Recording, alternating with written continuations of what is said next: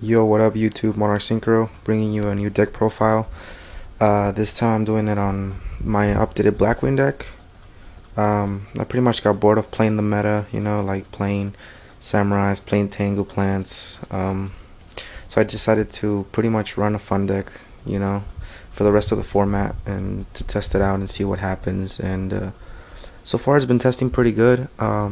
The only problem I have is pretty much Tengu plants. The deck explodes too fast, but I mean, if I'm able to get, like, for example, an oppression out real quick, then pretty much I win. But yeah, so I just wanted to give you guys a sneak peek, and let's get into the deck real quick. So you run one dark arm. You're always gonna run dark arm and Blackwings. I mean, he's too good, and Blackwings can manipulate the graveyard pretty easily. So you're always gonna run dark arm. Two Soroku. There's no need for three anymore, to be honest. It's just pretty much dead sometimes. Like, and I don't know. It's just like two is the perfect ratio for me. Three Shuras, that's still kind of staple-ish, even though I don't really have that many targets. I only really have Kalu, Gale, and one Vayu, but you pretty much use them because obviously they're 18 beaters, and you need them for like Icarus and Blizzard and stuff like that. Two Boras, like I said, you don't need three either. It's the same thing with Soroku.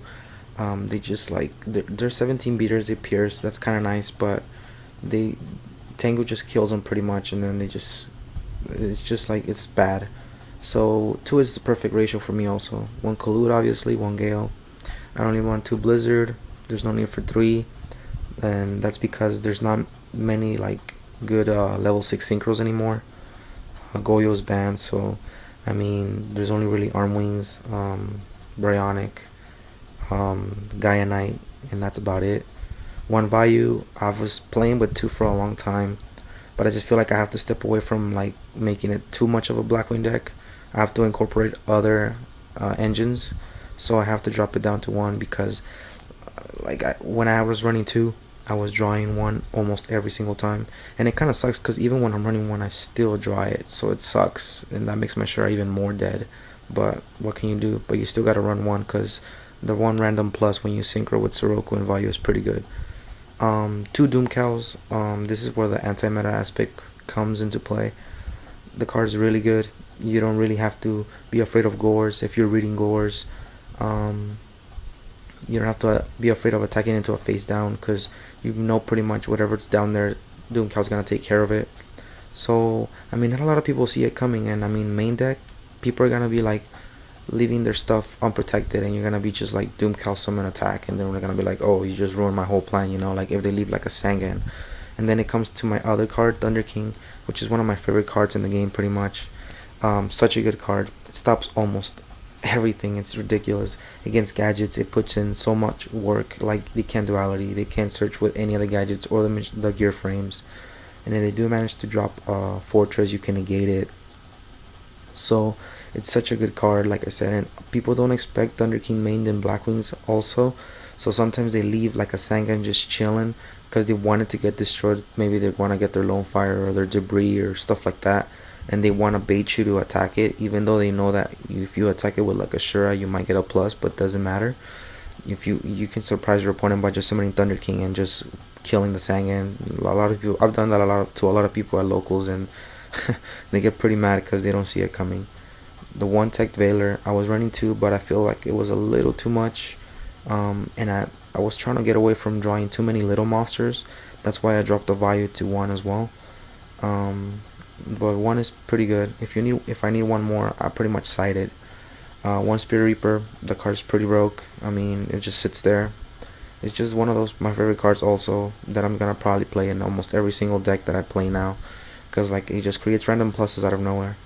That's 19 monsters for the traps. Two warnings. Kind of sucks that you kind of have to play them because I mean you do need to stop a lot of things in the format. Bottomless doesn't cut it because obviously if they Sheen you, you can't stop that with bottomless, but you can with warnings. So I mean it's necessary. It's like it's almost a necessity sometimes, but you can run compulses and stuff like that. And I mean in a local scene, like it'll still work pretty well. Competitively, like in regionals and YCSs and stuff like that, you need warnings. There's no doubt. Um, Two Icarus attacks, the card that still keeps Blackwings in the game. in my opinion. You can create so many pluses. You know, they use summon Shura, they go bottomless. You know, you just go Icarus, target 2 other cards on the field, and that's an instant +1. And it protects your monster from getting removed, so that you can use it with Blizzard next turn. 2D Prison, like I said, it's anti-meta Blackwings, so you gotta run some sort of protection. D Prisons get rid of a lot of stupid stuff when they try to go aggro with the Sangan, with the Troopers even. It's pretty dumb how they just like I summon Shura, set 3 back row, and then they go summon Trooper, a mill attack, thinking that like they're gonna get rid of my Shura, but D Prison puts in work, and I like it a lot. Mirror Force Torrential Solemn, pretty much staples, you gotta run them. Oppression, like I said, staple in anti-meta in general, and even more in Blackwings.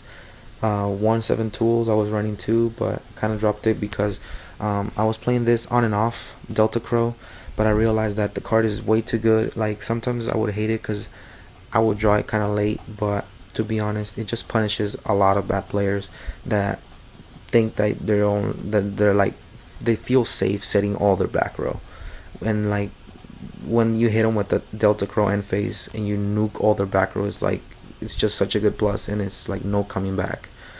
The card that I'm taking in also, Phoenix Chain card, is amazing. The card is really, really, really, really good. I recommend it a lot. I mean, I stopped Trishula plays with it. I mean, it's just, the card is so good. The fact that you can stop them from attacking, so their monster just sits there. It's just so good. It just stops you from losing pretty much to like a JD, a Dark Arm, like I said, a Trishula, or even a Bryo. If they're gonna Bryo you, you make them go -1 when they discard to try to like bounce stuff. And like it also punishes bad players, because if they go Brio and you tell them priority, and they go, oh well, I'll ditch like 2 cards to get rid of 2 of your synchros, and you go, oh, Phoenix Chain, and now they -2 for no reason. So that's the traps. I believe it's like 14, 6, 7, 8, 9, 10, 11, 12, 13. It's 13. 2 MSTs, like I said, staple. You need them. Monster Reborn, Dark Gold, Trunade, cards that should be banned.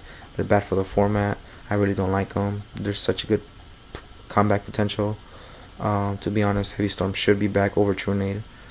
The One Book of Moon, staple in my opinion. You gotta run it. Extra protection. The One Whirlwind, you still need it. I mean, it still creates a lot of pluses. And yeah, the One Allure, you just need it because to speed up the deck. And I run 1 Mind Control. The reason why I'm running Mind Control, I'm not really running that many tuners. Well, I guess I'm running a decent amount. 1, 2, 3, 4, and I guess you can kind of count value if I get it out with Shura. But I mean, it's only really like 4 or 5 tuners, which is not a lot. But that's not what I use Mind Control for, really. I use it because of this the Synchro deck, and the Synchro deck is pretty much Catastor, Android, Brionic, 2 Arm Wings, Agaya, Black Rose, 2 Armor Masters, Stardust Dragon, Silverwind, Scrap Dragon, 1 Chimera Tech Fortress, 1 Trishula, and I'm incorporating the Exceeds, Utopia. So what I like to do sometimes is if I have a Bora and they have a Tengu, and obviously I don't want them to get the Tengu, and I obviously don't want to just summon Bora and get it rammed into with the Tengu. What I do is summon Bora, Mind Control their Tengu, and Exceed into Utopia. That way now I have a 25 beat stick that can negate 2 attacks, and they don't get their Tengu. That's why I really like Mind Control. And also because I was getting really tired of having Blizzard in my hand with no targets in the graveyard, and just pretty much sitting there not doing anything with the Blizzard until I got a monster in the graveyard. So that way, whenever they try to like go aggro and they have like a really big beat stick like a Thunder King, I can just go summon Blizzard, Mind Control, Synchro for 6, go into like an Arm Wing and start piercing them or whatever. But Mind Control is really good, especially because of Exceeds now. So yeah, guys, that's pretty much the deck. Tell me what you guys think, and comment, rate, subscribe, and I'll talk to you guys later. Peace out.